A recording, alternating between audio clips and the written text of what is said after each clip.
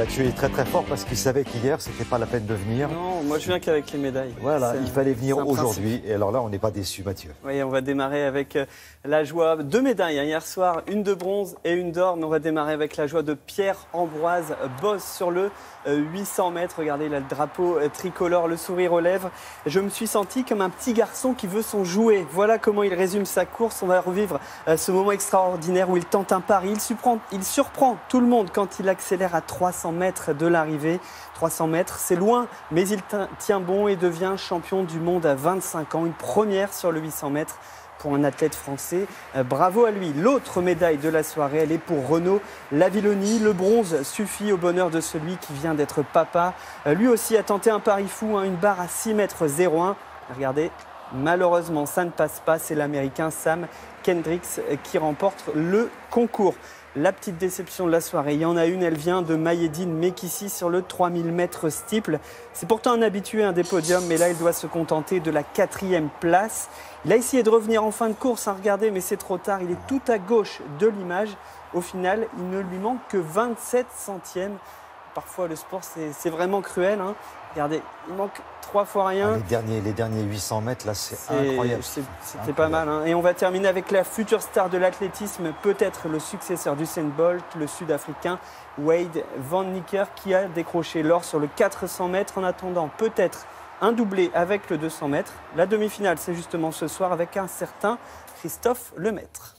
Bon, il y avait une autre affiche quand même, alors c'était du foot, là, le Real contre Manchester United, c'est pas mal non plus. C'est pas mal non plus, et toujours Zinedine Zidane qui gagne, qu'il soit en maillot, en costume, il gagne toujours. Écoutez un peu son palmarès pour cette année, la Ligue des Champions, le championnat espagnol, la Coupe du Monde des clubs, et regardez, hier soir, la Super Coupe d'Europe, ça se jouait en Macédoine, victoire 2-1, on va voir les buts en première période, Casemiro ouvre le score à la limite du hors-jeu.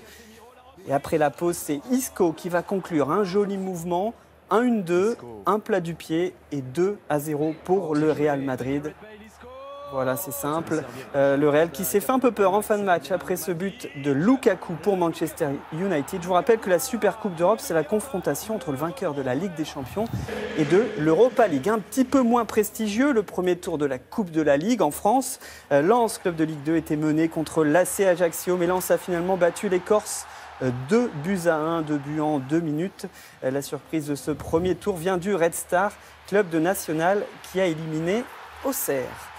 On va passer au basket et l'Euro qui approche, ce sera à la fin du mois en Finlande et en Turquie. Et l'équipe de France poursuit sa préparation. Match hier soir à Orléans contre la Croatie et une défaite 87-92 pour les Bleus qui sont ici en blanc.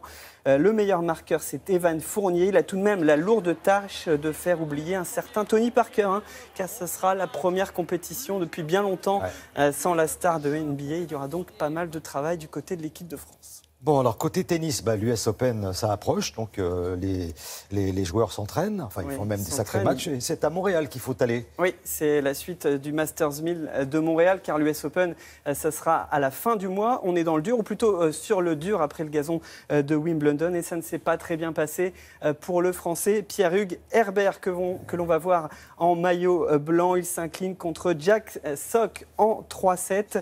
Benoît Paire, lui, n'a pas passé le deuxième tour.